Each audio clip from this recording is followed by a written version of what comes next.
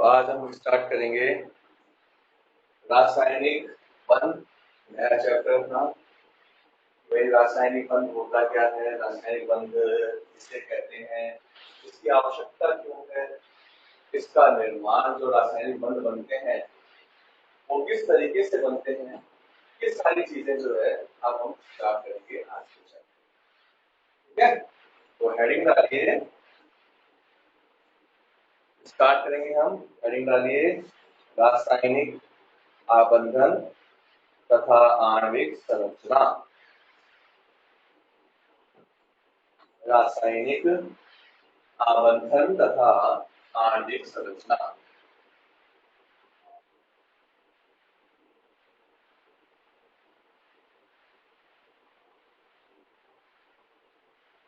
रासायनिक आबंधन एवं आणविक संरचना। ठीक है, लिखिए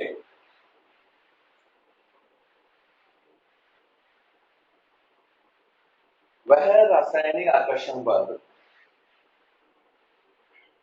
वह रासायनिक आकर्षण बल जो अणुओं में उपस्थित, वह रासायनिक आकर्षण बल जो अणुओं में उपस्थित परमाणुओं को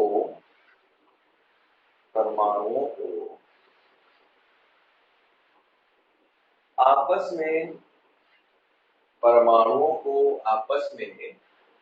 पकड़े रहता है, परमाणुओं को आपस में पकड़े रहता है अथवा बंधित रखता है, परमाणुओं को आपस में पकड़े रखता है अथवा बंधित रखता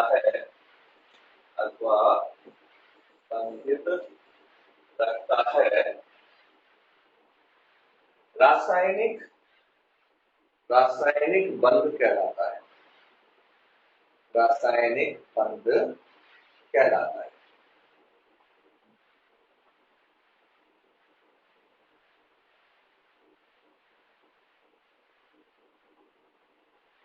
ठीक है, तो किसी भी अणु में परमाणु जो होते हैं वो जिस आकर्षण बल के द्वारा आपस में बंधित रहते हैं, एक दूसरे से जुड़े हुए रहते हैं, उसको हम क्या कहते हैं, रासायनिक बंध।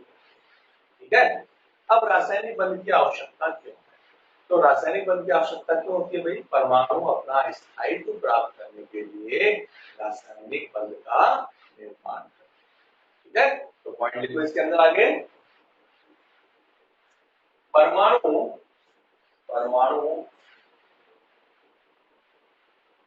स्थायित्व प्राप्त करने हेतु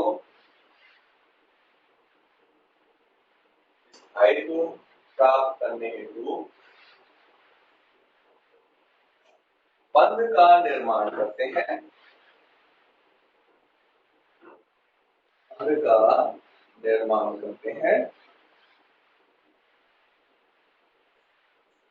सर्वप्रथम पॉसेल और लुईस,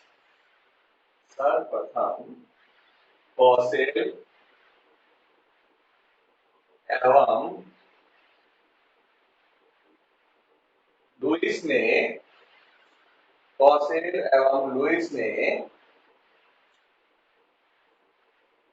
रासायनिक बंध की अवधारणा दी।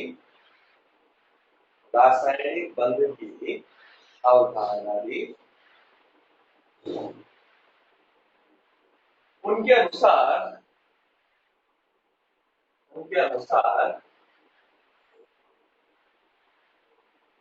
अक्रिय गैसों में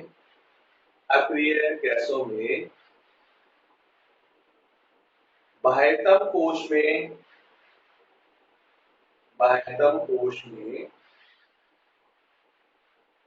8 इलेक्ट्रॉन, अक्रिय गैसों में बाह्यतम कोश में 8 इलेक्ट्रॉन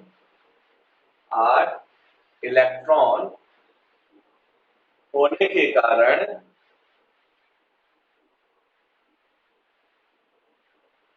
उनका कोश पूर्ण रूप से भरा होता है।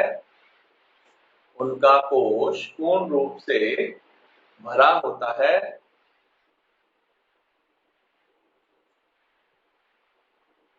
और यह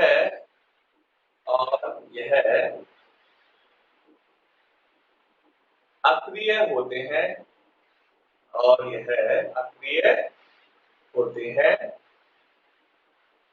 क्योंकि इनके स्थायित्व का मान बढ़ जाता है।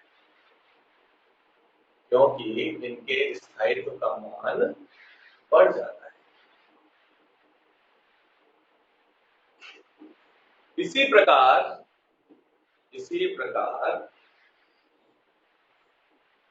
अन्य परमाणु भी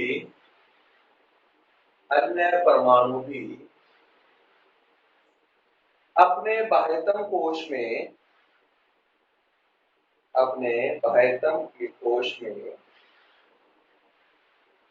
8 इलेक्ट्रॉन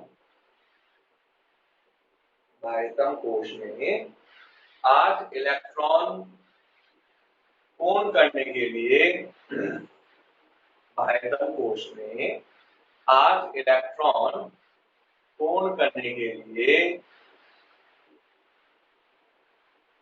8 इलेक्ट्रॉन पूर्ण करने के लिए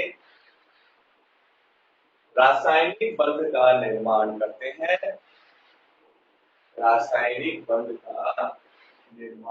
हैं जिससे वे स्थायित्व प्राप्त कर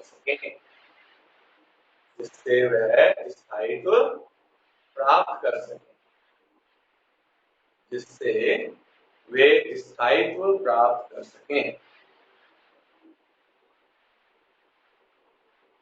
अपना अष्टक पूर्ण करने हेतु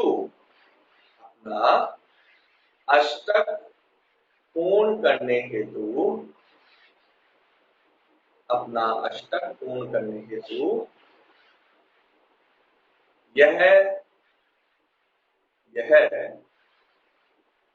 या तो इलेक्ट्रॉनों का पूर्ण आदान प्रदान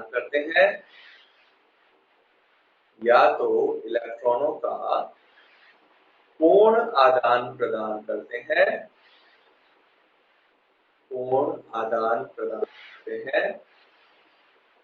अथवा इलेक्ट्रॉनों का साझा करते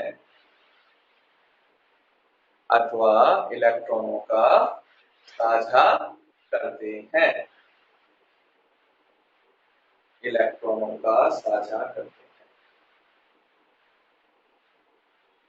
इसे कॉसेन व लुईस का अष्टक नियम भी कहते हैं।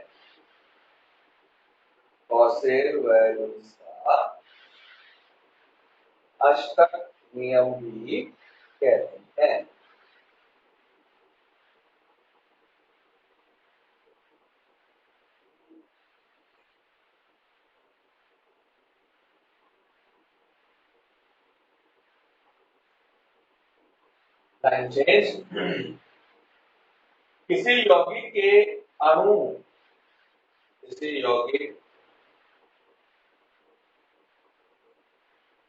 या अणु के बनने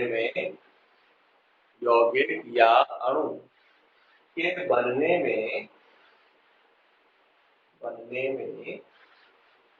परमाणुओं के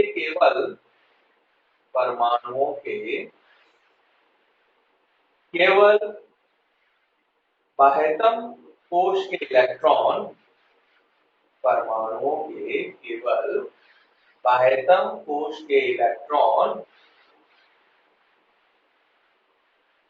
बंध में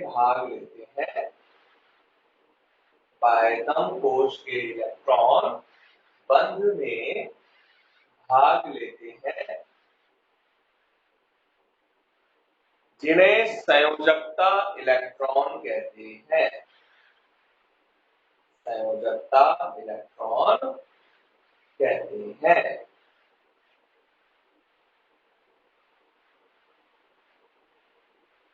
लुईस ने परमाणु में लुईस ने परमाणु में परमाणु में संयोजकता इलेक्ट्रॉनों को प्रतीक चिन्ह से दर्शाया प्रतीक चिन्ह से दर्शाया जिन्हें लुईस प्रतीक कहते हैं।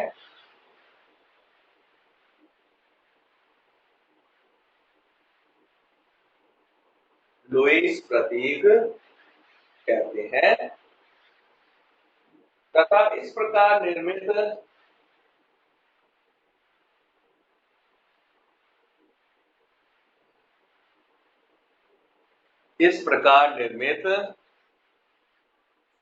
संरचनाओं को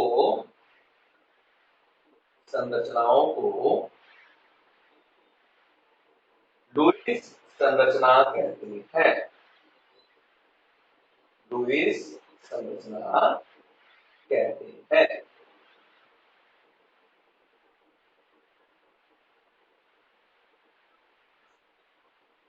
अष्टक नियम को रासायनिक बंध का अष्टक नियम को रासायनिक बंध का इलेक्ट्रॉनिकी सिद्धांत भी कहते हैं। इलेक्ट्रॉनिकी सिद्धांत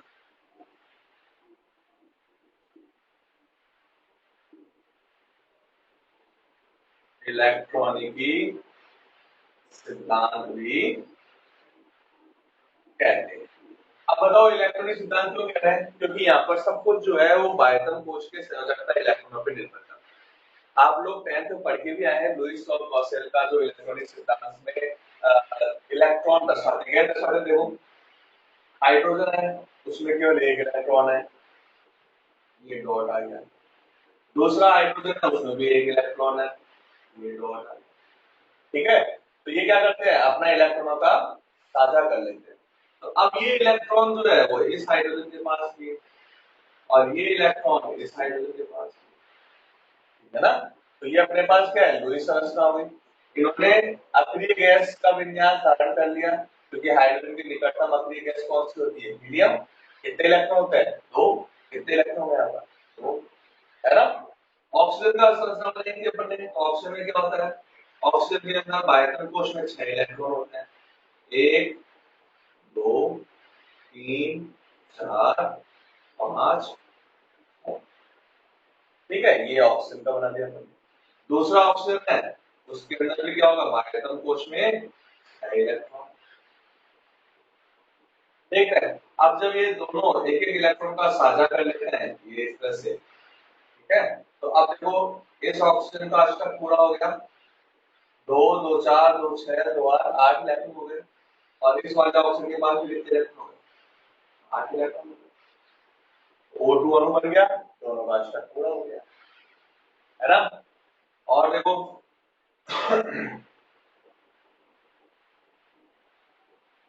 सोडियम है, सोडियम के बायतम कोश में केवल एक इलेक्ट्रॉन, और क्लोरीन जो होता है उसके बायतम कोश में कितने इलेक्ट्रॉन है, 7 इलेक्ट्रॉन है। तब सोडियम क्या करता है, अपना एक इलेक्ट्रॉन त्याग दे तो इसका विन्यास कैसा हो जाएगा, अक्रिय विन्यास ऐसा हो जाएगा। और ये Cl अगर एक इलेक्ट्रॉन ले ले तो इसका विन्यास भी क्या हो जाएगा, अक्रिय विन्यास है, 8 इलेक्ट्रॉन हो जाएगा। तो अब यहाँ पर तो देखो क्या होता है, इलेक्ट्रॉनों का साझा हो रहा था, दोनों एक इलेक्ट्रॉन का साझा कर रहे, साझा कर लिया। बिजनेस होता है ना, साझेदारी बिजनेस, कि भाई मैंने भी इतने पैसे लगाए, तूने भी इतने पैसे लगाए, इससे अपन मान लिया, कब इसकी मान अपन दोनों का हो गया। तो वही चीज यहाँ पर है कि दोनों ने एक इलेक्ट्रॉन का साझा किया है, तो यहाँ तो साझेदारी थी, इसलिए दोनों इलेक्ट्रॉन पर दोनों परमाणुओं का समान अधिकार था। लेकिन यहाँ पर क्या हो रहा है, इलेक्ट्रॉनों का पूर्ण आदान प्रदान। एक इलेक्ट्रॉन त्याग देगा तो अब सोडियम जो होता है उसके पास निकटतम अक्रिय गैस नियोन जैसा विन्यास होता है।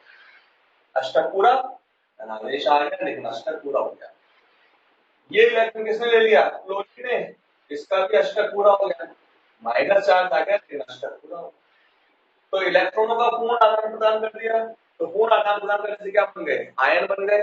ठीक है, और कैसे आयन बने, एक पे धनावेश और दूसरे पे ऋणावेश, और विपरीत आवेश आयन क्या करते हैं, दूसरे को आकर्षित करते हैं। तो इसका मतलब हमने लुईस और कॉसेल का जो अष्टक नियम था, उस अष्टक नियम में हमने क्या कहा कि परमाणु अपना अष्टक पूर्ण करने के लिए या तो इलेक्ट्रॉन का साझा करते हैं या इलेक्ट्रॉन का पूर्ण आदान प्रदान करते हैं। अगर इलेक्ट्रॉनों का पूर्ण आदान प्रदान करेंगे तो उस स्थिति में आयनिक बंध का निर्माण होता है, और अगर इलेक्ट्रॉनों का साझा करते हैं तो उस स्थिति में सह संयोजक बंध बनते हैं। ठीक है, तो अष्टक नियम के अनुसार परमाणु अपना अष्टक पूर्ण करने के लिए, अक्रिय विन्यास ग्रहण करने के लिए या तो इलेक्ट्रॉनों का साझा करते हैं तो उसे बोलते हैं सहसंयोजक बंध, या इलेक्ट्रॉनों का पूर्ण आदान प्रदान करते हैं जिसे आयनिक बंध। ठीक है, तो ये इलेक्ट्रॉनिक ही सिद्धांत है, क्योंकि इसमें सब कुछ बायतम कोश के इलेक्ट्रॉन पे डिपेंड कर रहा है। यहाँ पर अपन ने इस तरह से इनकी स्ट्रक्चर बनाई। अपन चाहे तो H2O बनाए मान लो, तो ऑक्सीजन के इलेक्ट्रॉनों को तो मैंने किस तरह से आया, 1 2 3 4 5 और 6, और इसके साथ बंध बनाया हाइड्रोजन का, तो हाइड्रोजन के इलेक्ट्रॉन को मैंने ये इस तरह दर्शाया। तो ये अणु के लुईस स्ट्रक्चर्स बन गए अपने पास, लुईस स्ट्रक्चर बन गई अणु की। ऑक्सीजन का स्ट्रक्चर पूरा, हाइड्रोजन जो है उसने भी अपना अग्नि विन्यास दिया। तो ये संरचनाएं आप लोग 10th क्लास में पढ़ के आए हैं कि लुईस संरचनाएं कैसे बनाई जाती है। ठीक है, अब आगे लिखिए,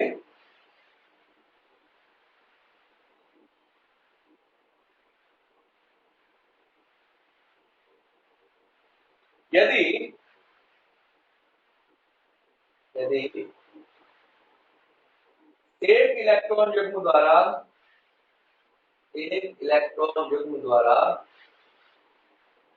संयुग्मित एक इलेक्ट्रॉन युग्म द्वारा संयुग्मित दो परमाणु एक इलेक्ट्रॉन युग्म द्वारा संयुग्मित दो परमाणु एकल सहसंयोजी आबंध द्वारा एकल सहसंयोजी आबंध द्वारा एकल सहसंयोजी आबंध द्वारा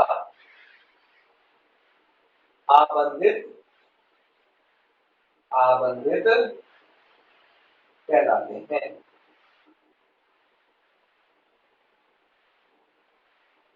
यदि एक से अधिक इलेक्ट्रॉन युग्मों का यदि एक से अधिक इलेक्ट्रॉन युग्मों का सहभाजन होता है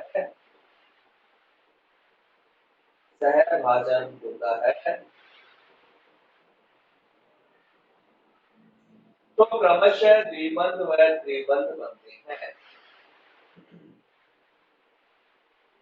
तो क्रमशः द्विबंध व त्रिबंध बनते हैं।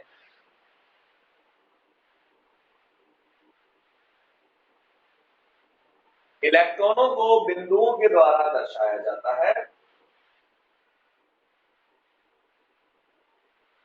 इलेक्ट्रॉनों को बिंदुओं के द्वारा दर्शाया जाता है,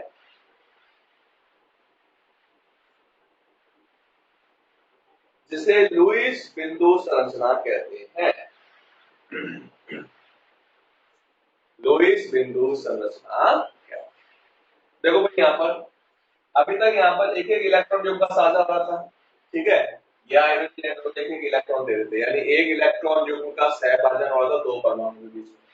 यहाँ भी एक इलेक्ट्रॉन युग्म का सहभाजन हो रहा है दो परमाणु के बीच में, तो इसको क्या बोलते हैं अपन, एकल बंध। और अगर एक से ज्यादा इलेक्ट्रॉन युग्म का सहभाजन हो, जैसे यहाँ पर O2 अणु के अंदर, तो ये क्या बन गया, द्विबंध बन गया। ठीक है, एल्कीन की बात करें, एथीन, तो एथीन में क्या होता है, C2H4, ये दो हाइड्रोजन है और ये दो इलेक्ट्रॉन का सहभाजन होता है। ठीक है, तो अगर हम इसको संरचना को पूरी को ऐसे निकालें, ये कार्बन है,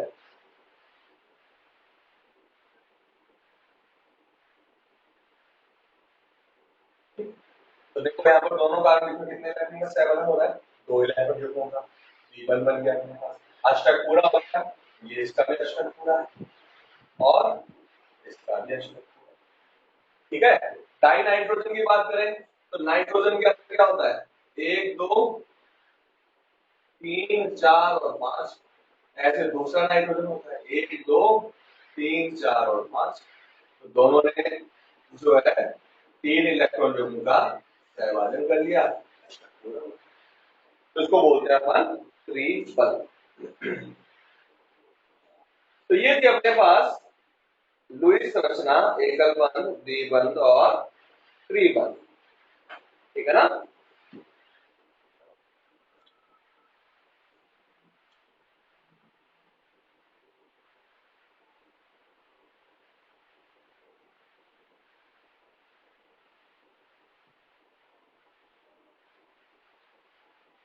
कल क्लास में हम करेंगे कि लुईस जो बिंदु संरचना है उससे अपन किसी भी यौगिक की संरचना का निर्धारण कैसे कर सकते हैं, उसके बारे में बात करेंगे हम लोग नेक्स्ट क्लास में।